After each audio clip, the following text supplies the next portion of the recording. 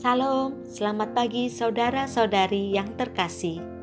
Jumpa lagi dengan saya Teresia Liliana dari Paroki Santa Maria Tangerang. Hari ini Kamis 22 September 2022. Hari biasa, pekan biasa ke-25. Mari kita awali permenungan hari ini dengan doa pembuka. Dalam nama Bapa dan Putra dan Roh Kudus. Amin. Tiada berkesudahan kasih setiamu, ya Allah Tritunggal Maha Kudus. Engkau telah memberikan hari yang baru, pagi yang cerah dan indah ini, untuk kami nikmati dan syukuri. Teristimewa, hari ini Engkau membimbing kami lewat pengkhotbah yang mengingatkan kami untuk mengisi hari-hari hidup kami dengan firman-Mu, dekat, menyatu denganmu dan mengandalkanmu, sehingga hidup kami tidak menjadi kesia-siaan belaka dan hancur seperti tokoh yang kami renungkan pada bacaan Injil hari ini. Tapi biarlah dalam bimbingan Roh Kudus-Mu kami dimampukan untuk menjadi pewarta kabar sukacita-Mu. Semuanya ini kami mohon dalam nama Tuhan Yesus Kristus, Juru Selamat kami, bersama Bapa, Putra, dan Roh Kudus. Amin. Inilah Injil Yesus Kristus karangan Santo Lukas, bab 9 ayat 7-9. Dimuliakanlah Tuhan. Herodes, raja Wilayam, mendengar segala yang terjadi itu, dan ia pun merasa cemas, sebab ada orang yang mengatakan bahwa Yohanes telah bangkit dari antara orang mati. Ada lagi yang mengatakan bahwa Elia telah muncul kembali, dan ada pula yang mengatakan bahwa seorang dari nabi-nabi dahulu telah bangkit. Tetapi Herodes berkata, Yohanes telah kupenggal kepalanya. Siapa gerangan dia ini yang kabarnya melakukan hal-hal demikian? Lalu ia berusaha supaya dapat bertemu dengan Yesus. Demikianlah sabda Tuhan. Terpujilah Kristus. Saudara-saudari yang terkasih, bacaan Injil hari ini sangat singkat, hanya 2 ayat. Namun memiliki kekayaan iman dan pesan sabda Allah yang begitu baik, yang begitu bagus untuk kita renungkan dan kita refleksikan bersama. Penginjil Lukas mengisahkan tentang Yohanes Pembaptis yang telah dipenggal kepalanya oleh Herodes. Ini yang menimbulkan kecemasan bagi Herodes.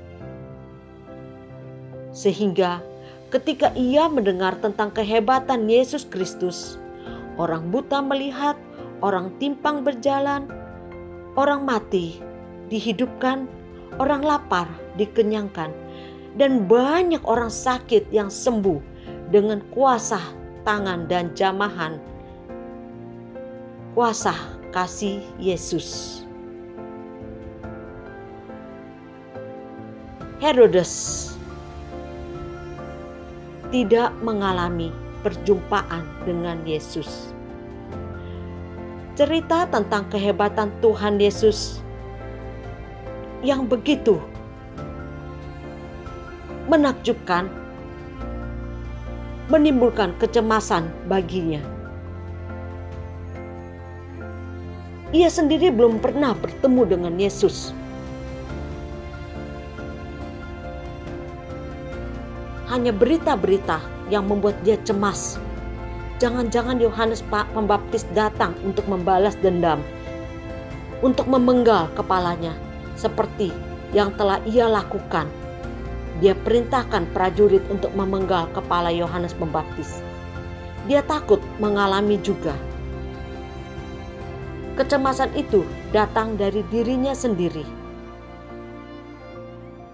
Dan Injil tidak pernah mengatakan bahwa Herodes berhasil bertemu dengan Yesus. Kalau saja ia orang yang bijaksana, ia seharusnya pergi mencari Yesus, bertanya, siapakah Yesus sebenarnya? Tapi kasihan sekali, ia hanya mendengar dari jauh dan membuat kesimpulan sendiri berdasarkan omongan orang. Saudara-saudari yang terkasih, Raja Herodes sangat berbeda dengan Sakeus,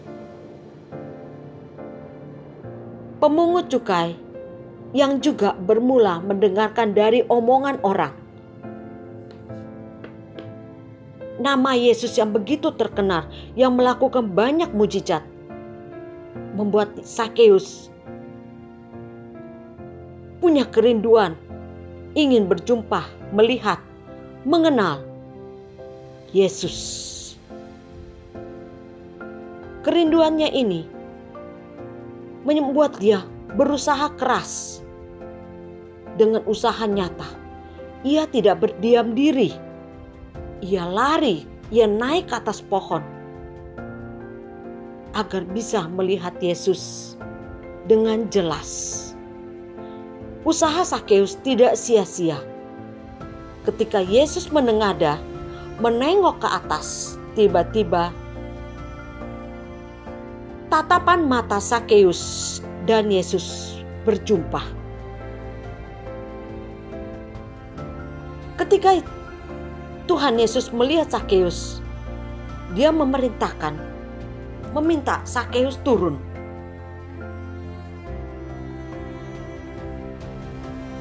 Karena Tuhan mau ke rumahnya.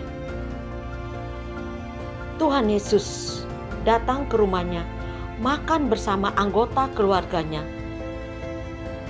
Ini menjadi satu hadiah yang sangat luar biasa, bukan hanya kepada Sakeus pribadi, tapi seluruh anggota keluarganya.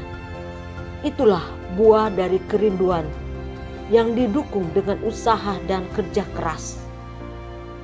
Dengan kegiatan nyata, menghasilkan pertobatan, perjumpaan dengan Yesus yang mengubah total cara hidup Sakeus dan seluruh anggota keluarganya.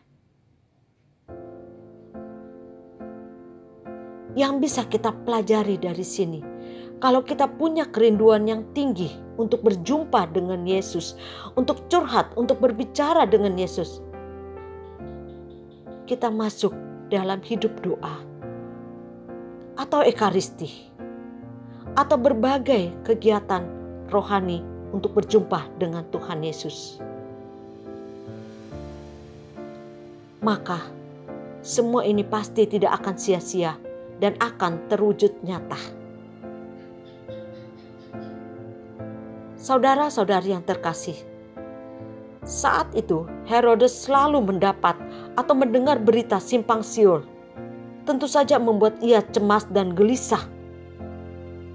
Untungnya berita itu tentang hal-hal besar mujizat yang dilakukan Yesus. Seharusnya mengapa dia harus takut? Mengapa dia cemas? Ya, karena dia sudah melakukan kesalahan. Memenggal kepala Yohanes Pembaptis. Sehingga dia merasa khawatir, takut. Jangan-jangan arwah dari Yohanes Pembaptis akan membalas dia, memenggal kepalanya juga. Kisah ini dapat kita petik dan mengambil inspirasi positif. Bila kita mendengar atau mendapat berita yang kita belum tahu kebenarannya, sebaiknya kita mengecek, ya, check and recheck, mencari tahu dari mana berita itu, sumbernya dari siapa. Jangan diterima dengan mentah-mentah. Kita mencari tahu, apakah itu berita hoax, bohong, gosip, ataukah mencari sensasi. Sumber utamanya dari mana?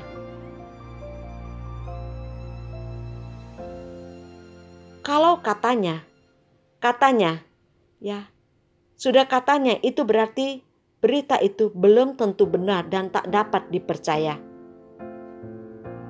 Bila kita mendapatkan berita, ya sekarang medsos itu sangat cepat. Dalam waktu beberapa detik, berita sudah menyebar kemana-mana. Nah, jika kita mendapat berita dan belum tahu kebenarannya, kita mengeceknya. Bukan menyebarkannya kemana-mana dengan jari-jari kita. Kita dapat membayangkan bila kita menyobek bantal kita yang isinya kapuk randu, lalu kita menghidupkan kipas angin. Kapuk itu akan terbang ke sana kemari, menyebar ke seluruh ruangan. Apakah kita mampu untuk mengumpulkannya kembali? Tentu tidak mudah. Begitu juga ketika berita itu sudah menyebar kemana-mana, maka apa yang akan terjadi? Apalagi bila berita tersebut sudah tertulis dengan jelas, jangan disebarluaskan. Bukan untuk umat. Jadi bila kita terima berita tersebut, cukup sampai di kita delete berita itu. Lalu apa yang menjadi isi surat atau berita tersebut kita doakan, kita bawa dalam doa-doa kita, sehingga semua menjadi baik. Ini menjadi peringatan bagi kita. Kita juga bersama dari kisah ini mengingatkan kita bila mencari Tuhan sambil meneteskan air mata, mengungkapkan semua isi hati kita kepada Tuhan, usaha kita akan berhasil. Tapi siapa yang hanya menghayal,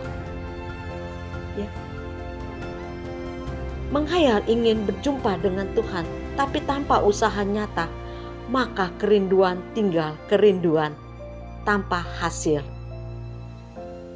Mari kita belajar dari santo-santa para kudus Allah, yang mana mengisi hari-hari hidup mereka untuk melakukan kehendak Allah. Santo-santa pelindung kita. Saya mengambil Santa Faustina, seorang santa yang sangat sederhana dari keluarga sederhana. Hanya tamatan kelas 3 SD.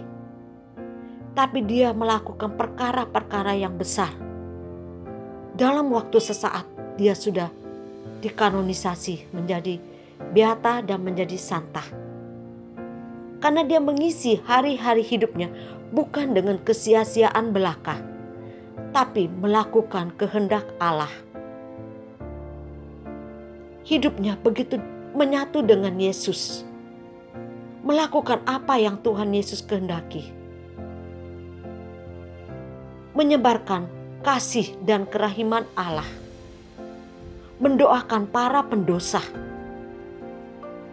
jiwa-jiwa di purgatorium, mendoakan para imam, biarawan, biarawati, begitu taat dan setia melakukan kehendak Allah dan juga dalam komunitasnya. Kita dipanggil untuk meneladani pribadi sederhana ini, sehingga hidup kita juga menghasilkan buah-buah yang berkelimpahan untuk kemuliaan Allah, dan kehidup kita tidak menjadi kesia-siaan belaka, tapi boleh menjadi berkat bagi sesama. Mari kita refleksikan hidup kita satukan dengan doa. Tuhan Yesus Kristus, Engkau tahu kerinduan kami untuk berjumpa denganmu. Namun kelemahan dan kekurangan kami, ego dan dosa-dosa kami sering menjadi penghalang untuk berjumpa denganmu. Ampunilah segala dosa kami dan tuntunlah kami dengan terang Roh Kudus-Mu, sehingga kami dapat meneladani teladan hidup Santo Santa pelindung kami, dan dapat melakukan kehendak-Mu dengan penuh sukacita, agar bersama Roh Kudus dan doa dan pendampingan dari Bunda Kerahiman, hidup kami dapat menghasilkan buah-buah yang berkelimpahan, menjadi pewarta kabar sukacita-Mu dimanapun kami berada. Bunda Maria, Bunda Penolong Abadi, Bunda Kerahiman, doakanlah kami, temanilah kami dalam perjalanan hidup ini. Terimalah salam kami. Salam Maria, penuh rahmat, Tuhan sertamu. Terpujilah engkau di antara wanita, dan terpujilah buah tubuhmu Yesus. Santa Maria, Bunda Allah, doakanlah kami yang berdosa ini, sekarang dan waktu kami mati. Amin. Dalam nama Bapa dan Putra dan Roh Kudus. Amin. Terima kasih atas perjumpaan hari ini. Semoga berkat, belas kasih, dan kerahiman Tuhan, juga rahmat kesehatan senantiasa Tuhan anugerahkan kepada kita semua. Terima kasih. Salam kerahiman. Amin.